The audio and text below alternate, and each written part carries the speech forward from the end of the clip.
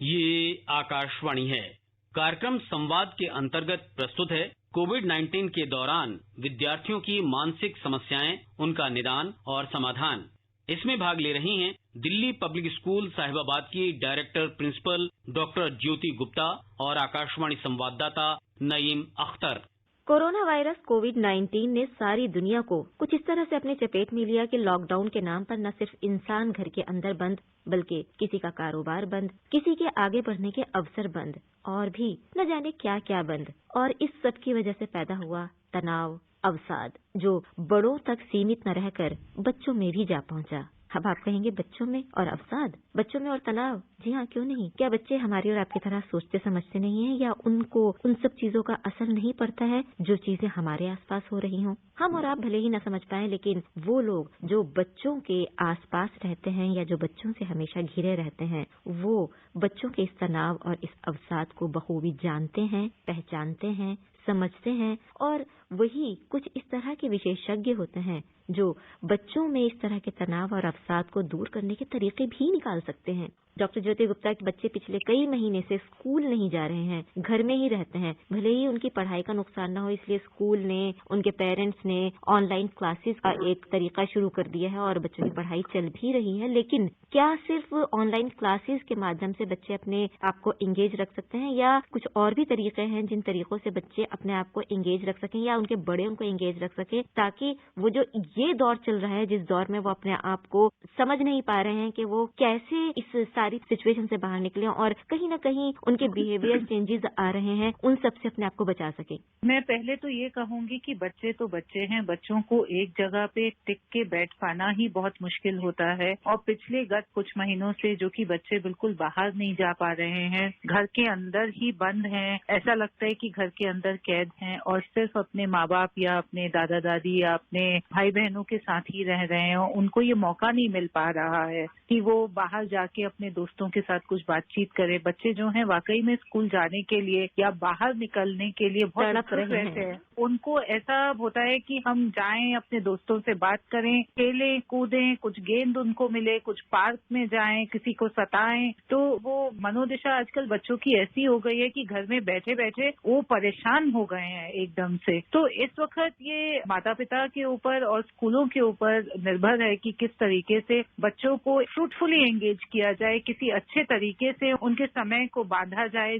बच्चे सेफ रहें, उनकी मनोदशा जो है वो बिल्कुल ठीक रहे, मेंटल हेल्थ ठीक रहे, बच्चे इमोशनली और मेंटली ठीक रहें, तो एक बहुत ही बड़ी बात होगी। बाकी ये है कि ऑनलाइन क्लासेस हो रही हैं, मैं कहती हूँ बहुत अच्छा वक्त है कि हम लोगों को टेक्नोलॉजी ने इतना साथ दिया और टेक्नोलॉजी पिछले कुछ वर्षों से बहुत ज्यादा हम लोग यूज भी करने लगे हैं। जी, यहाँ एक चीज मैं डॉक्टर ज्योति गुप्ता कहूंगी कि जैसे आपने कहा कि टेक्नोलॉजी के इस जमाने में है, तो ये टेक्नोलॉजी ही है कि लॉकडाउन से जस्ट पहले, जब तक कोरोना वायरस का आउटब्रेक नहीं हुआ था, तब तक पेरेंट्स भी ये कहा करते थे, टीचर्स भी ये कहते थे, हर जगह यही कहा जाता था, बच्चों को जरा मोबाइल फोन से दूर रखिए, बच्चों को जरा कंप्यूटर स्क्रीन से दूर रखिए, टीवी स्क्रीन से दूर रखिए। अब जो है उल्टा हो गया है, अब बच्चों के हाथ में मोबाइल देके कहा जाता है क्लासेस अटेंड कीजिए। तो कितना स्क्रीन टाइम बच्चों को दिया जाए ताकि बच्चों के ऊपर उसका बुरा असर भी ना पड़े और बच्चे सीख भी सकें? जी बिल्कुल, ये दुविधा तो है ही। पहले तो एक डिबेट थी जिसमें कहा जाता था कि डिवाइसेस बच्चों के हाथ में देने चाहिए कि नहीं देने चाहिए, क्योंकि पेडागोजी के तौर पे वन ऑन वन लर्निंग या फ्लिप्ड लर्निंग काफी टाइम से विश्व भर में जितने स्कूल्स हैं उन लोगों ने अपनाया हुआ था इस पेडागोजी को। पर ये हमेशा एक डिबेट का विषय रहता था कि कितनी टेक्नोलॉजी बच्चों के हाथ में देनी चाहिए। फोन का या डिवाइस का इस्तेमाल जब करेंगे तो क्या वो सोशल मीडिया पे नहीं जाएंगे, या इतना आर्टिफिशियल इंटेलिजेंस है आजकल, हर चीज जो है वो इंटरनेट पे होती है। तो जैसे ही इंटरनेट से बच्चा एक जुड़ता है तो हमें नहीं पता कि उसके सामने कौन सी चीज पॉपअप के माध्यम से आ जाएगी और बच्चा क्या देख लेगा। तो ये एक बहुत ही चिंता का विषय पहले भी था और अभी भी है। पहले तो ये था कि चलिए बच्चे जो हैं वो सिर्फ सोशल मीडिया की तरफ ज्यादा आकर्षित होते थे या कुछ कोलैबोरेटिव गेम्स खेलते थे, पर अब अगर उनको हमें एंगेज करना है किसी भी तरीके से तो इंटरनेट के जरिए ही उनको जोड़ सकते हैं। गवर्नमेंट ऑफ इंडिया भी दीक्षा जैसे प्लेटफॉर्म्स लेके आई है, विद्यादान जैसे प्लेटफॉर्म्स लेके आई है, और हम सब एक्सपेक्ट करते हैं कि बच्चे जो हैं सेल्फ लर्निंग की तरफ मोटिवेट होंगे। तो वो डिवाइसेस तो देखिए यूज करेंगे ही करेंगे, वो तो डिबेट नहीं है। अब अगर एक दफा को हम कहते हैं स्कूल्स खुल भी गए इसके बाद, तो भी एक ब्लेंडेड लर्निंग या हाइब्रिड लर्निंग के तौर पे ही स्कूल्स चल पाएंगे आगे। बिल्कुल। तो कुछ एक तो इसके बहुत फायदे भी हैं वन-ऑन-वन लर्निंग के और टेक्नोलॉजी के, तो उनको बरकरार रखते हुए बच्चों को एक रिस्पॉन्सिबल यूजेज ऑफ टेक्नोलॉजी उसकी तरफ ले जाना होगा। उनको बताना होगा कि किस तरीके से आपको टेक्नोलॉजी को यूज करना है, क्योंकि घर पे बैठे जब बच्चे टेक्नोलॉजी को यूज करते हैं तो हमारे पास उतने फायरवॉल्स भी नहीं होते। आप एक स्कूल के अंदर यूज करते हैं या एक ऑफिस के अंदर यूज करते हैं तो आप बहुत सारी जो आपकी साइट्स हैं उसको ब्लॉक कर देते हैं। बिल्कुल ठीक। और घर के जो नेटवर्क्स होते हैं वो उतने ज्यादा सिक्योर्ड नहीं होते, इस वजह से कुछ भी बच्चों के सामने आ सकता है। तो बच्चों को ये बताना है कि जिस वक्त क्लास चल रही है या आप कुछ भी देख रहे हैं, कोई पॉपअप आता है तो उसको नहीं दबाना है, क्योंकि वो चीज आपके पूरे कंप्यूटर को जैम कर सकती है। आपका डेटा,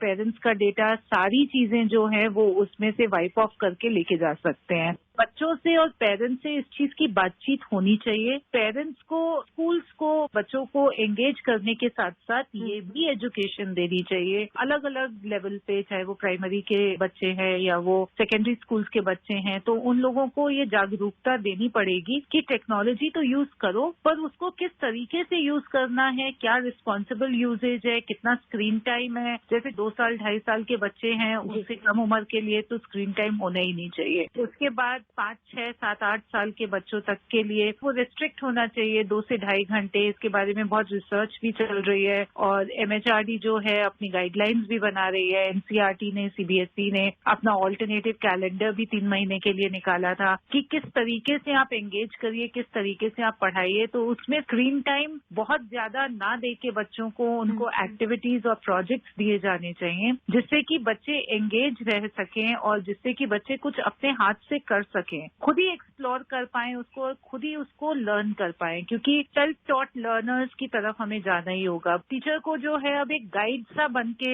रहना होगा, मतलब वो हर वक्त पढ़ाती रहे बच्चों को, वो भी पॉसिबल नहीं है। अच्छा, एक चीज और जानना चाहूंगी यहाँ पर डॉक्टर ज्योति गुप्ता की, जैसे आपने जितनी भी बातें भी बताई बच्चों को एंगेज रखने की, वो ऑनलाइन वाली चीजों के बारे में बताई है, लेकिन हर वक्त तो बच्चे के हाथ में मोबाइल या लैपटॉप नहीं रहेगा। ऑफलाइन भी बच्चा होता है और वो टाइम ज्यादा होता है। उस टाइम में बच्चों को कैसे एंगेज रखा जाए, क्योंकि आजकल बच्चों में बिहेवियरल चेंजेस इतने ज्यादा आ गए हैं और वो उनकी गलती नहीं है, हालात ही ऐसे हैं। तो ऐसे में किस तरह के एंगेजमेंट्स उनको दी जाएं कि बच्चे उसमें एंगेज रहें और ये जो नेगेटिव चेंजेस आ रहे हैं इनसे बचाया जा सके उन्हें। पेरेंट्स और स्कूल्स को इस वक्त साथ में आना होगा और बच्चों को कुछ एक ऐसी एक्टिविटीज देनी होंगी, कुछ एक ऐसे प्रोजेक्ट्स देने होंगे जिसको करने के लिए बच्चे जो हैं वो एंगेज रहे। जैसे आजकल स्कूलों ने फाइनेंशियल लिटरेसी के बारे में एकदम बात करनी बंद कर दी है, तो ये वक्त है बच्चों को फाइनेंशियल लिटरेसी सिखाने का, क्योंकि सभी लोग घर पे हैं। तो किस तरीके से फाइनेंशियल्स अपने हैंडल करने चाहिए, कैसे अपना पैसा जो है बचा सकते हैं या कैसे उसको अच्छे से खर्च कर सकते हैं, ऐसे प्रोजेक्ट्स करने चाहिए। बच्चों को गार्डन में एंगेज करना चाहिए, कौन से फल और सब्जियां किस तरीके से उगते हैं, क्या उनमें केमिकल चेंजेस आते हैं। बहुत सारी बायोलॉजी, एनवायरमेंटल साइंस के साथ जुड़ी हुई है। को एक्सपीरियंशियल लर्निंग कहा जाता है। मैं एक एग्जांपल देती हूँ, अगर बच्चे जो हैं हर्ब्स, ट्रीज और श्रब्स के बारे में बात कर रहे हैं तो एक बहुत ही अच्छा मौका है बच्चों को ये चीज अपने गार्डन में दिखाने का, क्योंकि लॉकडाउन नहीं है पर फिर भी स्कूल नहीं खुले हुए हैं। तो एक्सपीरियंशियल लर्निंग का मतलब ये नहीं है कि आप एक्सपेंसिव स्टेशनरी खरीदें या रंग बिरंगी फाइलें बनाएं, पर एक रियल लाइफ सिचुएशन से बच्चे को जोड़ने की बात है और उसको सीखने की बात है। यहीं पे मैथमेटिक्स में वो कुछ अपना स्टैटिस्टिक्स इससे सीख सकते हैं या ट्रायंगल्स या सर्कल्स के बारे में सीख सकते हैं। इसी तरीके से वो जब इंग्लिश में आएंगे तो हर्ब्स और श्रब्स और ट्रीज के बारे में लिख सकते हैं, पार्क के बारे में क्रिएटिव कोई भी आर्टिकल लिख सकते हैं। तो हर एक सब्जेक्ट जो है वो इसके माध्यम से पढ़ाया जा सकता है। मैं ये कहूंगी कि जो कंटेंट है जो हम पढ़ाते हैं उसको हमें बहुत ही मीनिंगफुल रखना होगा। तो जितनी भी क्लासरूम एक्टिविटीज है उसको रियल लाइफ एक्सपीरियंसेस के साथ जोड़ना होगा। किचन साइंस है, बच्चे आजकल माँ बाप के साथ हर वक्त किचन में है। पहले कहाँ माता पिता के पास वक्त होता था, पर ये समय ऐसा है कि दादा दादी, नाना नानी, पेरेंट्स, सिबलिंग्स, भाई बहन सभी लोग इकट्ठे घर पे हैं। देखिए इस वक्त जो घर है और स्कूल है दोनों ने अपनी पोजीशंस बदल ली है। बच्चे का प्लेग्राउंड जो है वो भी घर ही हो गया है और बच्चे का स्कूल भी घर हो गया है और माता पिता जो है वो टीचर्स के साथ साथ वो भी टीचर बन गए। बिल्कुल ठीक बात। एक अच्छे स्कूल की जो जिम्मेदारी है वो ये है